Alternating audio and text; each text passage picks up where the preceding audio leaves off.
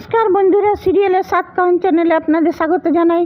চলে এসেছি তারে ধরি ধরি মনে করি সাত কাহন নিয়ে দেখা যাচ্ছে যে সাধুদেরকে তো গোরা মেরে মেরে ফ্ল্যাট করে দিল। আর এদিকে যখন ওই সাধুদের যে পান্ডা তাকে যখন ত্রিশূল দিয়ে মারতে যাচ্ছিল তখন অদিতিয়া মানা করতে লাগলো, জিজি জিজি ব্রহ্ম হত্যা মহাপাপ, তুমি পাপ করো না জিজি, তুমি শোনো। এই কিছুতেই গোরা শুনছে না, ওই সাধুটাকে 2-3 ত্রিশূলের বাড়ি দিল। নিয়ে তারপরে বলছে জিজি তুমি কথা শোনো। যে জিজি কিছুতে বলছে, প্রভু এবার তুমি উপায় বলো, আমি ও রুদ্ররূপ কী করে শান্ত করব, প্রভু তুমি কিছু বলো। নিয়ে তখন দেখাচ্ছে যে মহাপ্রভু শিবের মাথায় জল ঢালছেন। নিয়ে সেইটা দেখলো দিতি। নিয়ে তখন বুঝতে পারলো যে মহাপ্রভু ইশারা দিল যে ওর মাথায় জল ঢালতে হবে। তখন অদিতিয়া কী করলো, যখন সাধুটাকে ত্রিশূল ভুঁকতে যাচ্ছিল তখন অদিতিয়া কী করলো, গোরাকে টেনে নিয়ে এলো। টেনে নিয়ে এসে নিপার শিবের বিগ্রহটার সামনে, লিঙ্গটার সামনে রাখলো। রেখে নিয়ে ওইখানকার একটা কলসিতে জল রাখা ছিল, ওইটা দিয়ে জল ঢালতে লাগলো। নিয়ে আস্তে আস্তে আস্তে গোরার মাথা আস্তে আস্তে শান্ত হতে লাগলো। আর এদিকে দেখছে মহাপ্রভুও জল ঢালছে মাথায় শিবের, আর এটা দেখছে। আর ওই যে সাধুগুলো ছিল ওরাও কিন্তু দেখতে পাচ্ছে যে সাধুটা কিন্তু মনে মনে বলছে যে আমার অগ্রজরা, তার মানে 100 বছরেরা বেঁচে নেই। এদের আগেকার যে সাধুরা ছিল তার আগেকার, মানে এদের জেনারেশন সাধুরা আর কি, আগেকার সাধুরা বলে দিয়েছিল যে এমনি একজন বৈষ্ণব, যে পরম বৈষ্ণব ভীমকার শরীর আর অমনি তাকত যে আসবে, যার অমনি শক্তি থাকবে, সে এসে নিয়ে পিনাকপুরের রাজাকে পিনাকপুরে ফিরিয়ে নিয়ে যাবে। তখন ও বুঝলো যে তাহলে এই গলায় মাথায় রসকলি, এই গলায় কণ্ঠীর মালা, তাহলে এই সেই বৈষ্ণব। এত আজ পর্যন্ত তো মানে ওদেরকে কেউ হারাতে পারেনি, সাধুরাই মেরে দিয়েছে। তো এইবার সাধুদিকে যখন মেরে মেরে ফ্ল্যাট করে দিল তখন। আর এদিকে ফোঁকরের পথে দেখছে পুলস্ত আর হিয়া। নি বলছে এই সাধুগুলো সবাইকে মেরে দেয়, গোরা কী করে এদেরকে করে দিল। হ্যাঁ, তারপরে সাধুটা দেখতে পেল যে এক মহাপ্রভু দাঁড়িয়ে, আর কখনো শিব বাবা হয়ে যাচ্ছে, কখনো মহাপ্রভু। সেই দৃশ্য দ্বিতীয় দেখতে পেল, আর সাধুগুলোও দেখতে পেল। নিয়ে তারপরে গোরার মাথা শান্ত করলো। নিয়ে গোরা অজ্ঞান হয়ে গেল। নিয়ে সকাল যখন হয়েছে, গোরার যখন জ্ঞান ফিরেছে, সাধুরা দাঁড়িয়ে আছে, তখন অদিতিয়া অদিতিয়া করে ডাকছে, ভাবছে অদিতিয়াকে মেরে ফেলেছে। বলছে এই যে জিজি আমি। নিয়ে তারপর অদিতিয়াকে দেখে খুব খুশি, বুকে জড়িয়ে নিল গোরা। তখন অদিতিয়া মনে মনে ভাবলো কি আমাকে খালি কি দায়িত্ব কর্তব্যের জন্যেই আমার জন্যে এত, আমার যখন আমার মৃত্যু ভেবেছে, মরে গেছি ভেবে যখন এত উতলা হয়েছে, এত বেচায়নি, তাহলে আমাকে বলে ভালোবাসে না আর উপমঞ্জুরি মঞ্জুরে আছে, তাহলে কি শুধু দায়িত্ব কর্তব্যের জন্য মানুষ এতটা উতলা হতে পারে? এটা দিদি মনে মনে চিন্তা করতে লাগলো। নিয়ে তারপরে ওরা শিব বাবাকে প্রণাম করলো। নিয়ে তখন সাধুরা বললো যে বাবা আমি চিনতে পেরেছি, তুমিই সেই পরম বৈষ্ণব। হ্যাঁ, বলেছিল যার শরীর ভীমকার শক্তি থাকবে, যার মাথায় রসকলি, গলায় কণ্ঠীর মালা, আর শরীরে ভীমের মতন শক্তি, তুমিই সেই বাবা, তোমাকে আমরা চিনতে পারিনি। হাত জোড় করলো সাধুগুলো। তখন বলছে না না, ছি আপনারা কী করছেন, সাধুর হাত ধরে নিল। তখন আবার পুলস্তর হিয়া বলছে বাবা এই সাধুগুলো সবাইকে এমন করে, আর এদেরকে কি করে গোরা বশ করে নিল। নিয়ে বলছে ঠিক আছে সে করুক। নিয়ে এইদিকে তারপরে ওরাও সবাই দেখতে পেল। নিয়ে তারপর বলছে যে তাহলে আমরা এবারে শিব ভোল মহেশ্বরকে নিজের কাছে, নিজের বাড়িতে ফিরিয়ে নিয়ে যাই। বলছে আমরা তো এতদিন মহেশ্বরকে ঘিরেই ছিলেন, আমাদের দেবতা চলে গেলে আমরা কি নিয়ে বাঁচবো।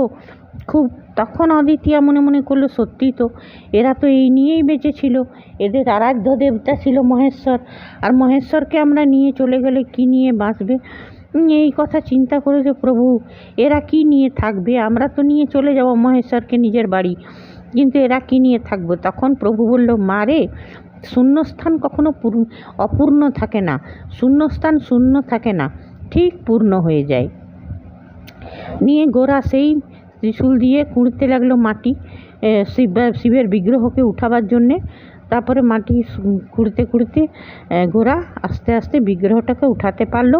আর অদ্বিতীয়া খুব শঙ্খ বাজাচ্ছে, সবাই বলে বল হর হর মহাদেব, হর হর মহাদেব, বল বোম করছে সবাই, জয় ভোলেনাথ, হর হর মহাদেব। নিয়ে গোরা আস্তে আস্তে কাঁধে তুললো শিবলিঙ্গকে। আর তারপরে দেখা গেল ওই শূন্যস্থান, ওই জায়গাতে আর একটা নতুন করে শিবলিঙ্গ মাটি ফুঁড়ে বেরিয়ে আসতে লাগলো। তখন ওরা খুব খুশি হয়ে গেল যে তাহলে বেদি শূন্য থাকলো না, শিব বাবা পুনরায় ফিরে এলেন। নিয়ে তখন সব ওরা হর হর মহাদেব, জয় মহেশ্বর, জয় ভোলেনাথ করতে লাগলো। তারপরে বললো যে বাবা এইবারে তো আমাদেরকে যেতে হবে।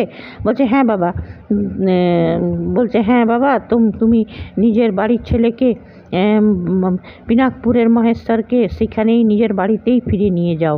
আমরাও আজ নিজের দায়িত্ব থেকে মুক্ত হলাম। আমাদের অগ্রজরা বলে গেছিল যে এমনি এমনি কেউ আসবে, সে এসে তোমাদের কাছে দাঁড়াবে, সেদিন তোমরা তার হাতে তুলে দিবে পিনাকপুরের মহেশ্বরকে। তো সেই জন্যই তোমার হাতে তুলে দিচ্ছি বাবা, তোমরা সাবধানে যেও। বললো হ্যাঁ। নিয়ে ওরা সেই হেঁটে হেঁটে আসছে মন্দির থেকে। আর তো গোরার খুব ঘাম হচ্ছে। বলছে জিজি তোমার খুব কষ্ট হচ্ছে না? বলছে না, কিছু কষ্ট হচ্ছে না। করে অদ্বিতীয়া ওর ঘাম খুব সযত্নে মুছিয়ে দিল। এদিকে পুলস্তার হিয়াও রেডি আছে। বলছে তোমরা নিয়ে তো যাচ্ছ বটে, কিন্তু তোমরা পিনাকপুরে পৌঁছাতে পারবে না, তার আগেই তোমাকে খতম করে দেব। গোরা চান করে পিস্তলটা বার করেছে। নিয়ে ওরা এবার বলছে জিজি আর বেশি পথ নেই, আর একটু এসে গেলাম। বললো হ্যাঁ। নিয়ে তারপরে ওরা যখন সামনে আসছে, এখন পুলস্ত পিস্তলটা তাক করেছে গোরাকে মারবার জন্যে। নিয়ে পেছন থেকে সেই সাধুরা এসে নিয়ে আর পুলস্তকে দিয়েছে দাবড়ে। বলছে কি, তুই আমাদের প্রভুকে মারবি? তোর এত বড় সাহস, তুই ঢুকেছিস কী করে তোরা এইখানে? নিয়ে যেমন গোরাকে জালে জড়িয়েছিল তেমনি পুলস্তকেও জালে জড়িয়ে দিল। এবারে পুলস্তর সঙ্গে ওরা কি করবে সেটা তো আজ দেখালো না। এদিকে দেখালো গোরারা ঠিক ওই স্পিড বোটের কাছে এলো, সমুদ্রে পেরিয়ে ওরা পিনাকপুর চলে এলো। আর ওই ঠাকুরমশাই তার স্ত্রী সবাই মিলে এসে মহেশ্বরকে পিনাকপুরের বেদিতে স্থাপন করলো। নিয়ে বলল যে ঠাকুরমশাই এইবার সবাইকে বলে দিন পিনাকপুরের ঘরের ছেলে ঘরে ফিরে এসছে। শ্রাবণের শেষ জলটা ওরা ঠিক নিজের পরমেশ্বরের মাথায় ঢালতে পারবে। বলছে বাবা তোমরা না থাকলে, তোমরা তো অসাধ্য সাধন করেছো, তোমরা পিনাকপুরের সাপ মোচন করেছো, পিনাকপুরের রাজাকে পিনাকপুরে নিয়ে এসেছো, তোমাদের কি বলে যে ধন্যবাদ দেব করে জড়িয়ে ধরলো ঠাকুরমশাই গোরাকে। এদিকে ইন্দু কিন্তু বাড়িতে অনেক বড় হাঙ্গামা করে দিয়েছে, সবাই ইন্দুকে নিয়ে বিশম্বর বলছে কী রে? তা সবাই, অচিন বলছে দাদা তুই একটু থাম তো, কেন তুই এমনি কথা বলিস? বলছে কি ও কি বুঝে? বলছে সব বুঝে। বাড়ির লোককে, বিশম্বর বলছে বাড়ির লোককে তখন থেকে তুর্কি নাচন নাচিয়ে চলেছে, আর এখনও কিছুই বুঝে না। হ্যাঁ, আর বলছে আমাকে ওর কাছে দিয়ে আয়, আমি নিজের স্বামীকে খুব ভালোবাসি, আমি আমার স্বামীর কাছে যেতে চাই, এইগুলো বলছে।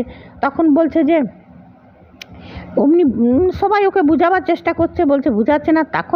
এখন ইন্দুর মুখ থেকে বেরিয়ে গেছে, ওই তো বললো আমাকে যে তুমি এমনি মরার চেষ্টা করো, যেমনি বলেছে। তখন বলছে ও এই শয়তানি বুদ্ধিটা তাহলে ওই দিয়েছে রক্তিম, এই তাই বলি দাঁড়া ওকে দেখাচ্ছি। বলছে না দাদা যাস না দাদা যাস না।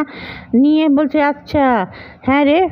নিয়ে গোরার মাও রেগে গেল, বলে কী রে ইন্দু, বাড়ির লোকে তখন থেকে বোঝাচ্ছে তুমি, তার মানে তোর সঙ্গে দেখা হলো কি করে? রক্তিমের কোথায় দেখা হলো তোর সঙ্গে? রক্তিম এলো কি করে এইখানে, কখন দেখলি?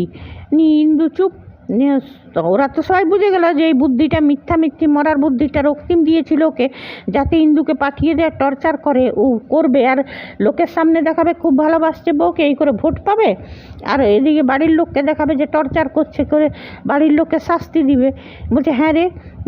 বিশম্বর তখন বলছে দেখলে তো আমি কি বলেছিলাম, এর বহুত পেটে পেটে বুদ্ধি আছে।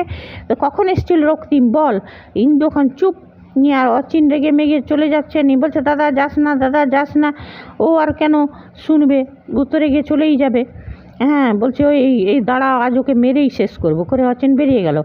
এদিকে পিনাকপুরের রাজাকে পরমেশ্বরকে ওরা স্থাপন করে দিল।